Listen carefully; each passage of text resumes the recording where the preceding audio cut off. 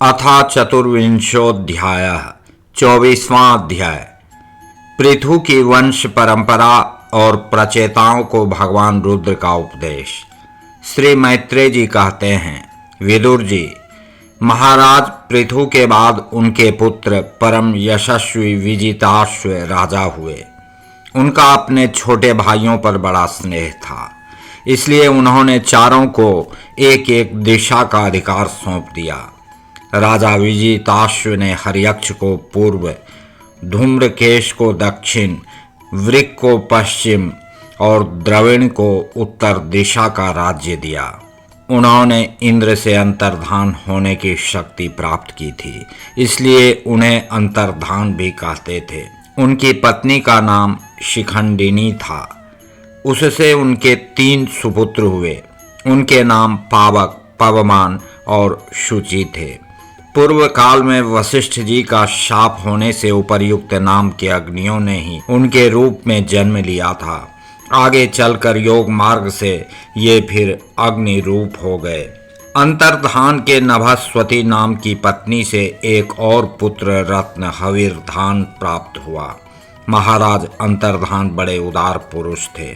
जिस समय इंद्र उनके पिता के अश्वमेध यज्ञ का घोड़ा हर कर ले गए थे, उन्होंने पता लग जाने पर भी उनका वध नहीं किया था। राजा अंतर्धान ने कर लेना, दंड देना, जुर्माना वसूल करना आदि कर्तव्यों को बहुत कठोर एवं दूसरों के लिए कष्टदायक समझकर एक दीर्घकालीन यज्ञ में दीक्षित होने के बहाने अपना राजकाज छोड़ दिया। यज्ञ कार्य में लगे रहने पर भी उन आत्मज्ञानी राजा ने भक्त भय भंजन पूर्णतम परमात्मा की आराधना करके सुदृढ़ समाधि के द्वारा भगवान के दिव्य लोक को प्राप्त किया। विदुर जी, हविर्धान की पत्नी हविर्धानी ने बर्हिषद, गाय, शुक्ल, कृष्ण, सत्य और जितव्रत नाम के 6 पुत्र पैदा किए। कुरुश्रेष्ठ विदुर जी, इनमें हविर्धान के पुत्र महाभाग बर्हिषद यज्ञादि कर्मकांड और योगाभ्यास में कुशल थे। उन्होंने प्रजापति का पद प्राप्त किया। उन्होंने एक स्थान के बाद दूसरे स्थान में लगातार इतने यज्ञ किए कि यह सारी भूमि पूर्व की ओर अग्रभाग करके फैलाए हुए कुशों से पट गई थी। इसी से आगे चलकर वे प्राचीन बर्ही नाम से विख्यात हुए। राजा प्राचीन बर्ही ने ब्रह्मा जी के कहने से समुद्र की कन्या शतद्रुति से विवाह किया था। सर्वांग सुंदरी किशोरी शतद्रुति सुंदर वस्त्राभूषणों से सज धज कर विवाह मंडप में जब भांवर देने के लिए घूमने लगी, तब स्वयं अग्निदेव भी मोहित होकर उसे वैसे ही चाहने लगे जैसे शुकी को चाहा था। नवविवाहिता शतद्रुति ने अपने नुपुरों की झनकार से ही दिशा विदिशाओं के देवता, असुर, गंधर्व, मुनि, सिद्ध, मनुष्य और नाग सभी को वश में कर लिया था। शतद्रुति के गर्भ से प्राचीन बर्ही के प्रचेता नाम के 10 पुत्र हुए। वे सब बड़े ही धर्मज्ञ तथा एक से नाम और आचरण वाले थे। जब पिता ने उन्हें संतान उत्पन्न करने का आदेश दिया, तब उन सब ने तपस्या करने के लिए समुद्र में प्रवेश किया। वहां 10,000 वर्ष तक तपस्या करते हुए उन्होंने तप का फल देने वाले श्री हरि की आराधना की। घर से तपस्या करने के लिए जाते समय मार्ग में श्री महादेव जी ने उन्हें दर्शन देकर कृपा पूर्वक जिस तत्व का उपदेश दिया था, उसी का वे एकाग्रता पूर्वक ध्यान, जप और पूजन करते रहे। विदुर जी ने पूछा, ब्रह्मन, मार्ग में प्रचेताओं का श्री महादेव जी के साथ किस प्रकार समागम हुआ और उन पर प्रसन्न होकर भगवान शंकर ने उन्हें क्या उपदेश किया, वह सार युक्त बात आप कृपा करके मुझसे कहिए। ब्रह्मर्षि, शिवजी के साथ समागम होना तो देहधारियों के लिए बहुत कठिन है, औरों की तो बात ही क्या है।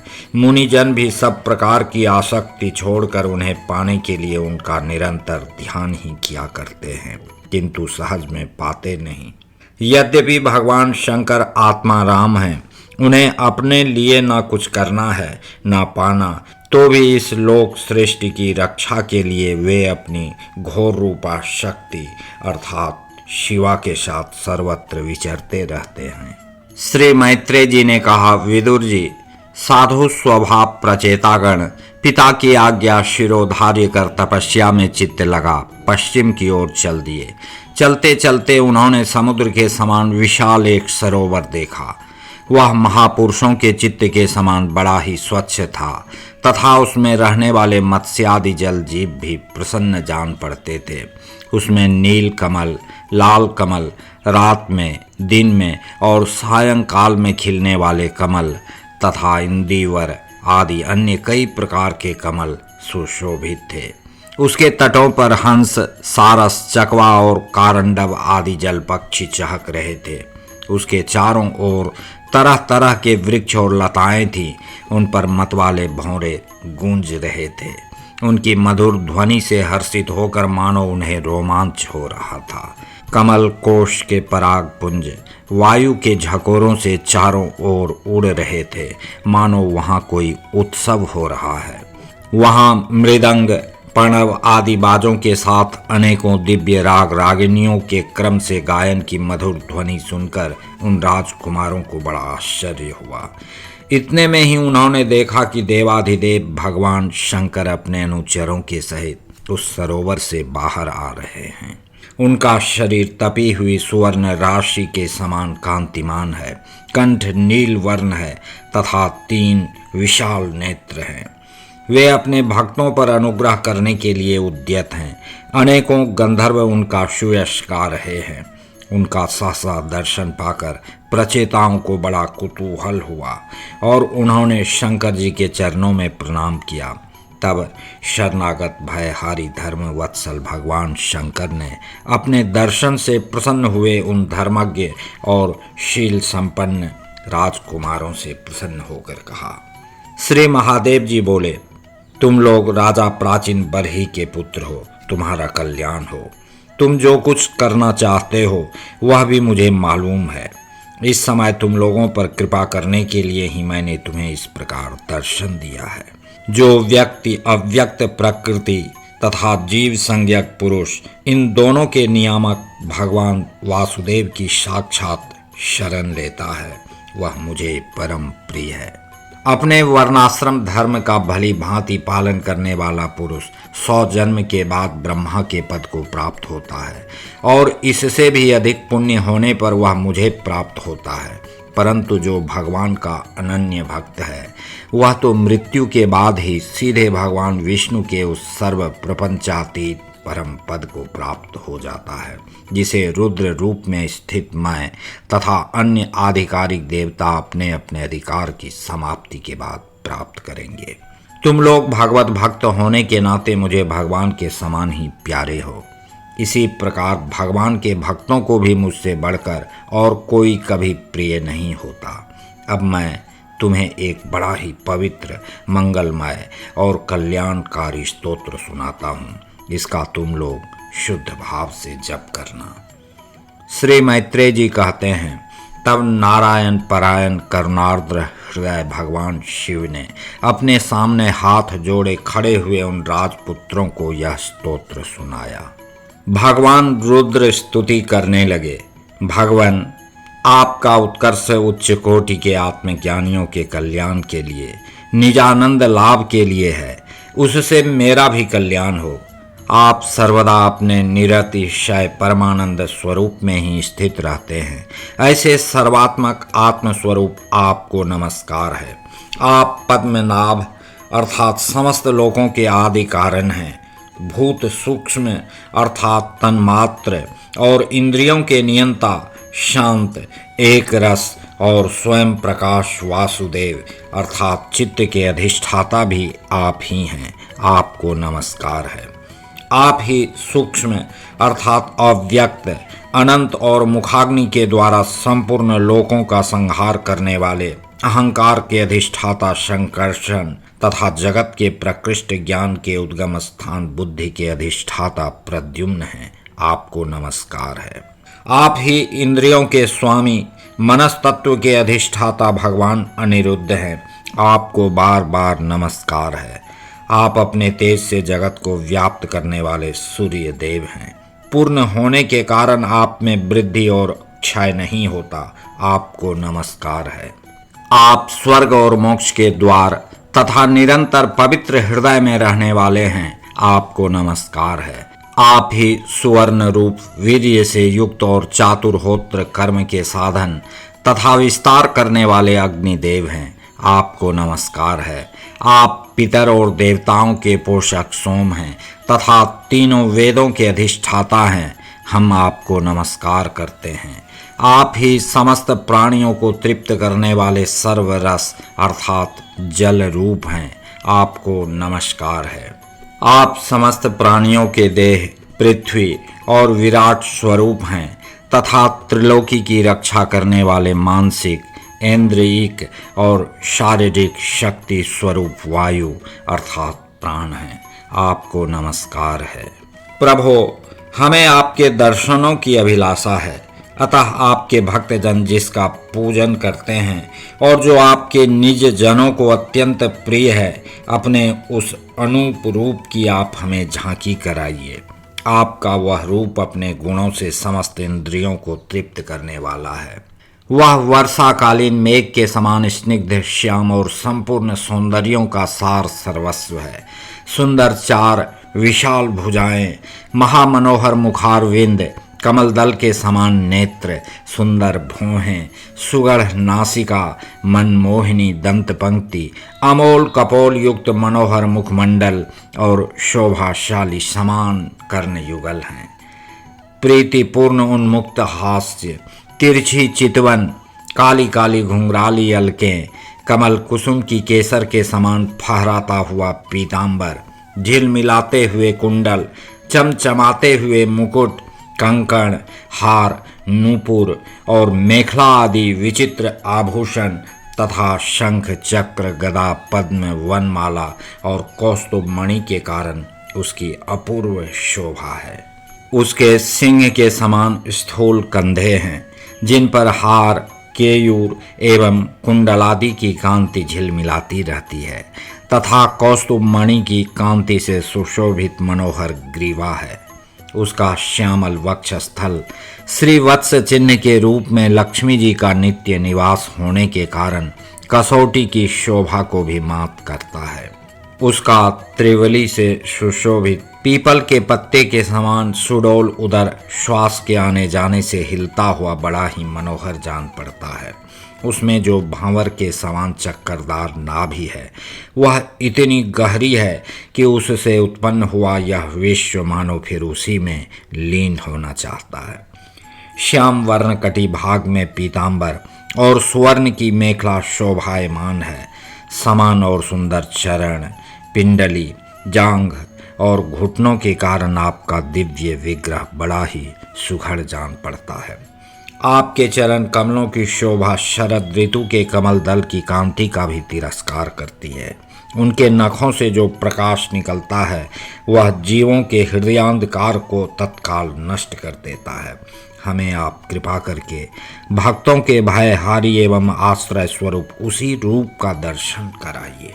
जगत गुरु, हम अज्ञानावृत प्राणियों को अपनी प्राप्ति का मार्ग बतलाने वाले आप ही हमारे गुरु हैं, जिसमें यह सारा जगत दिखाई देता है और जो स्वयं संपूर्ण जगत में भास रहा है वह आकाश के समान विस्तृत और परम प्रकाशमय ब्रह्म तत्व आप ही हैं। भगवान, आपकी माया अनेक प्रकार के रूप धारण करती है। इसी के द्वारा आप इस प्रकार जगत की रचना, पालन और संहार करते हैं जैसे यह कोई शब्द वस्तु हो, किंतु इससे आप में किसी प्रकार का विकार नहीं आता। माया के कारण दूसरे लोगों में ही भेद बुद्धि उत्पन्न होती है। आप परमात्मा पर वह अपना प्रभाव डालने में असमर्थ होती है। आपको तो हम परम स्वतंत्र ही समझते हैं। आपका स्वरूप पंचभूत, इंद्रिय और अंतःकरण के प्रेरक रूप से उपलक्षित होता है। जो कर्मयोगी पुरुष सिद्धि प्राप्त करने के लिए तरह तरह के कर्मों द्वारा आपके सगुण साकार स्वरूप का श्रद्धा पूर्वक भली भांति पूजन करते हैं, वे ही वेद और शास्त्रों के सच्चे मर्मज्ञ हैं। प्रभो, आप ही अद्वितीय आदि पुरुष हैं। सृष्टि के पूर्व आपकी माया शक्ति सोई रहती है, फिर उसी के द्वारा सत्व, रज और तम रूप गुणों का भेद होता है और इसके बाद उन्हीं गुणों से महत्तत्व, अहंकार, आकाश, वायु, अग्नि, जल, पृथ्वी, देवता, ऋषि और समस्त प्राणियों से युक्त इस जगत की उत्पत्ति होती है। फिर आप अपनी ही माया शक्ति से रचे हुए इन जरायुज, अंडज, स्वेदज और उद्भिज्ज भेद से 4 प्रकार के शरीरों में अंश रूप से प्रवेश कर जाते हैं और जिस प्रकार मधुमक्खियां अपने ही उत्पन्न किए हुए मधु का आस्वादन करती हैं, उसी प्रकार वह आपका अंश उन शरीरों में रहकर इंद्रियों के द्वारा इन तुच्छ विषयों को भोगता है। आपके उस अंश को ही पुरुष या जीव कहते हैं। प्रभो, आपका तत्व ज्ञान प्रत्यक्ष से नहीं अनुमान से होता है। प्रलय काल उपस्थित होने पर काल स्वरूप आप ही अपने प्रचंड एवं असह्य वेग से पृथ्वी आदि भूतों को अन्य भूतों से विचलित कराकर समस्त लोकों का संहार कर देते हैं। जैसे वायु अपने असहनीय एवं प्रचंड झोंकों से मेघों के द्वारा ही मेघों को तितर बितर करके नष्ट कर डालती है। भगवान, यह मोहग्रस्त जीव प्रमादवश हर समय इसी चिंता में रहता है कि अमुक कार्य करना है।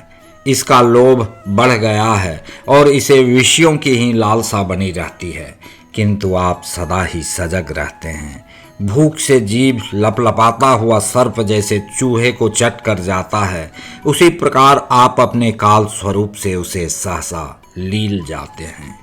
आपकी अवहेलना करने के कारण अपनी आयु को व्यर्थ मानने वाला ऐसा कौन विद्वान होगा जो आपके चरण कमलों को बिसारेगा।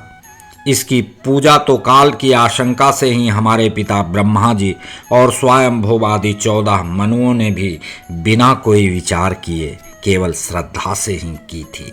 ब्रह्मन, इस प्रकार सारा जगत रुद्र रूप काल के भय से व्याकुल है, अतः परमात्मन इस तत्व को जानने वाले हम लोगों के तो इस समय आप ही सर्वथा भय शून्य आश्रय हैं। राजकुमारों, तुम लोग विशुद्ध भाव से स्वधर्म का आचरण करते हुए भगवान में चित्त लगाकर मेरे कहे हुए इस स्तोत्र का जप करते रहो। भगवान तुम्हारा मंगल करेंगे।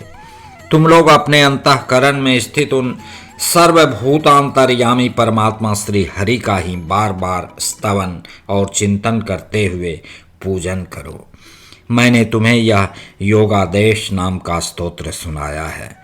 तुम लोग इसे मन से धारण कर मुनि व्रत का आचरण करते हुए इसका एकाग्रता से आदर पूर्वक अभ्यास करो। यह स्तोत्र पूर्व काल में जगत विस्तार के इच्छुक प्रजापतियों के पति भगवान ब्रह्मा जी ने प्रजा उत्पन्न करने की इच्छा वाले हम भृगु आदि अपने पुत्रों को सुनाया था। जब हम प्रजापतियों को प्रजा का विस्तार करने की आज्ञा हुई, तब इसी के द्वारा हमने अपना ज्ञान निवृत्त करके अनेक प्रकार की प्रजा उत्पन्न की थी। अब भी जो भगवत परायण पुरुष इसका एकाग्र चित्त से नित्य प्रति जप करेगा, उसका शीघ्र ही कल्याण हो जाएगा। इस लोक में सब प्रकार के कल्याण साधनों में मोक्षदायक ज्ञान ही सबसे श्रेष्ठ है। ज्ञान नौका पर चढ़ा हुआ पुरुष अनायास ही इस दुस्तर संसार सागर को पार कर लेता है। यद्यपि भगवान की आराधना बहुत कठिन है, किंतु मेरे कहे हुए इस स्तोत्र का जो श्रद्धा पूर्वक पाठ करेगा, वह सुगमता से ही उनकी प्रसन्नता प्राप्त कर लेगा। भगवान ही संपूर्ण कल्याण साधनों के एकमात्र प्यारे प्राप्तव्य हैं। अतः मेरे गाए हुए इस स्तोत्र के गान से उन्हें प्रसन्न करके वह स्थिर चित्त होकर उनसे जो कुछ चाहेगा प्राप्त कर लेगा। जो पुरुष उस काल में उठकर इसे श्रद्धा पूर्वक हाथ जोड़कर सुनता या सुनाता है, वह सब प्रकार के कर्म बंधनों से मुक्त हो जाता है। राजकुमारों, मैंने तुम्हें जो यह परम पुरुष परमात्मा का स्तोत्र सुनाया है, इसे एकाग्र चित्त से जपते हुए तुम महान तपस्या करो। तपस्या पूर्ण होने पर इसी से तुम्हें अभिष्ट फल प्राप्त हो जाएगा।